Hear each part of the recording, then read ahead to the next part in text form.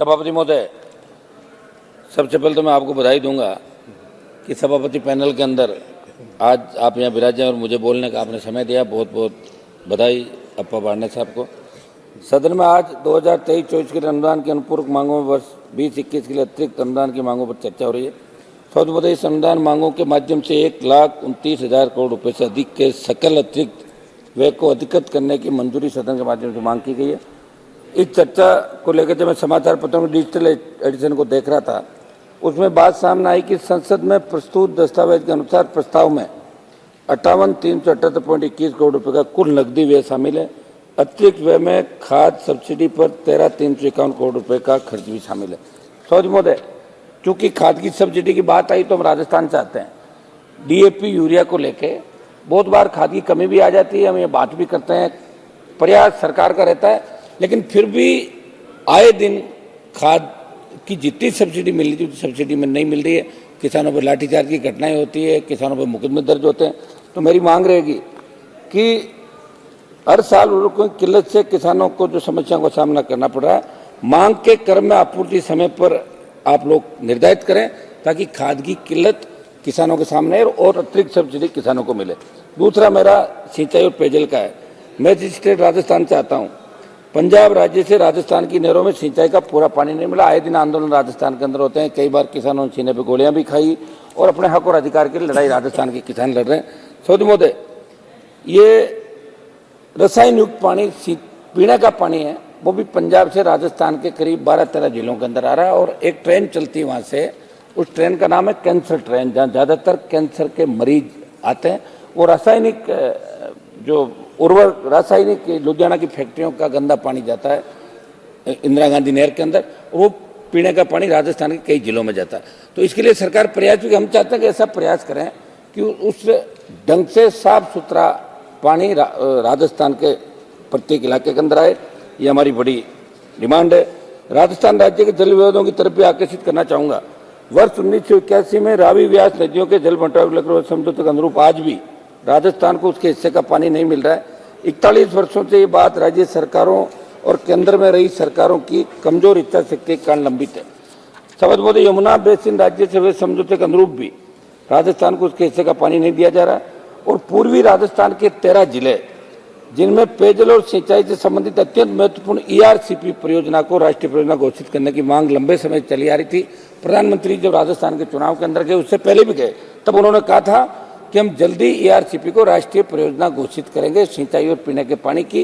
क्योंकि मध्य प्रदेश सरकार को उस समय हवाला दिया, तो मध्य प्रदेश में बीजेपी की सरकार है, राजस्थान में बन गई, दिल्ली में सरकार है, तो ERCP का तोहफा बिना राजनीतिक भेदभाव के आपको राजस्थान के 13 जिलों को देना चाहिए, जो एक संजीवनी साबित होगी राजस्थान के उन 13 जिलों में जहाँ भारतीय जनता पार्टी को सबसे ज्यादा वोट विधानसभा के अंदर मिले और लोकसभा के अंदर भी 25 सीटें राजस्थान ने चुन के NDA गठबंधन को दी थी।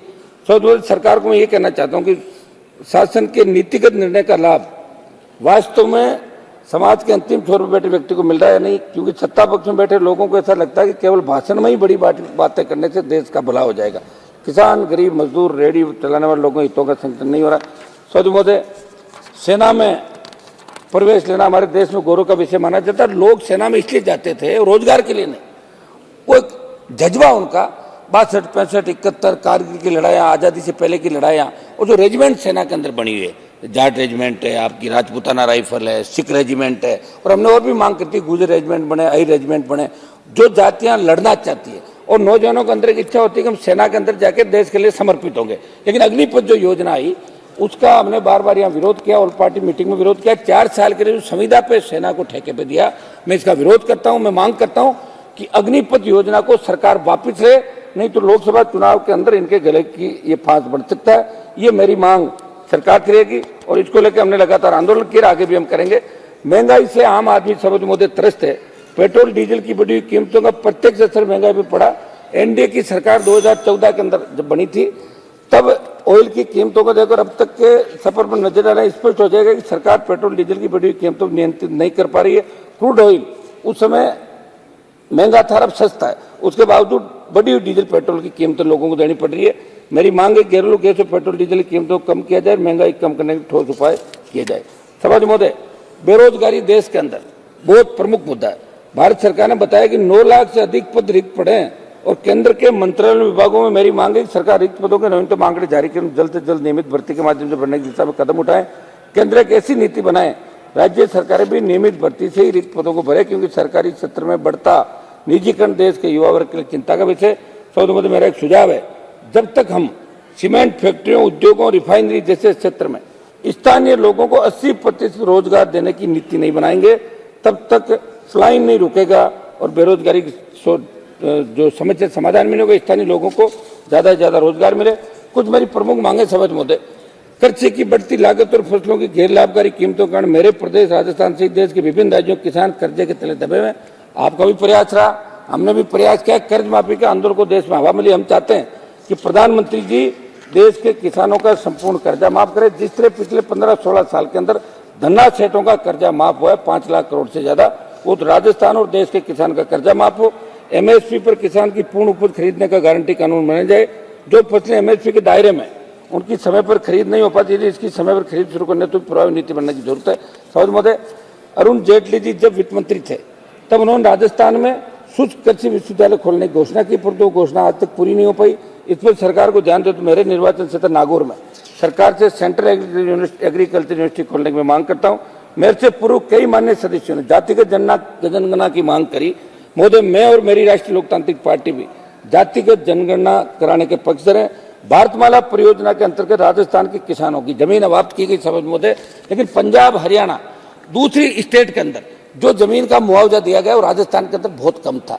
जब हम गडकरी जी से, मैंने 1 मिनट समाप्त करूंगा, गडकरी जी से हम इस मामले के अंदर मिले, उन्होंने कहा कि राजस्थान की सरकार नहीं कर रही है। अब जो राजस्थान में भी आपकी सरकार है, दिल्ली में आपकी सरकार है, आप उन किसानों को जिनकी जमीन आपने अबाप्त की, बेघर हो गए, उनकी सस्ती कीमत में उनको दुगनी तिगनी रेट से पंजाब हरियाणा की तरफ में 1 मिनट उनको मुआवजा आप राजस्थान के किसानों को भारतमाला की जो जमीन हुई है उसके अंदर दें।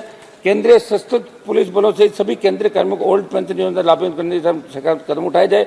मेरे संसदीय क्षेत्र नागौर में बोई जाने वाली विश्वविख्यात पान मेथी को मसाला कमोडिटी में शामिल करते हुए जीआई टैग दिया जाए। राजस्थान के जोधपुर, बीकानेर, किशनगढ़ तथा उदयपुर व जयपुर हवाई अड्डे घरेलू उड़ानों की संख्या बढ़ाई जाए। समझ मतलब 1 मिनट इम्तियाज जलील, एक मिनट लास्ट, अंत में 1 मिनट साहब, एक मिनट आप बैठे 1 मिनट तो दो मेरे। अंत में मैं कहना चाहूंगा कि जब तक हम नीति निर्माण में किसानों, गरीबों और मजदूरों को नहीं शामिल करेंगे तब तक देश में सही मायनों में अमृतकाल नहीं हो पाएगा। समझ महोदय, जलील जी 1 मिनट समाप्त कर रहा हूँ साहब, एक लास्ट पैराग्राफ हो गया ना। देखिए, किसान आंदोलन के समय सरकार ने किसानों के साथ जो समझौता उसके अंदर ये बात करी थी कि किसानों की सारी मांगे मानी जाएगी। दुर्भाग्य से आज तक इस बात में मांग रहेगी कि किसानों की सारी मांगे मान के उस समझौते की क्रियान्वित सरकार करे।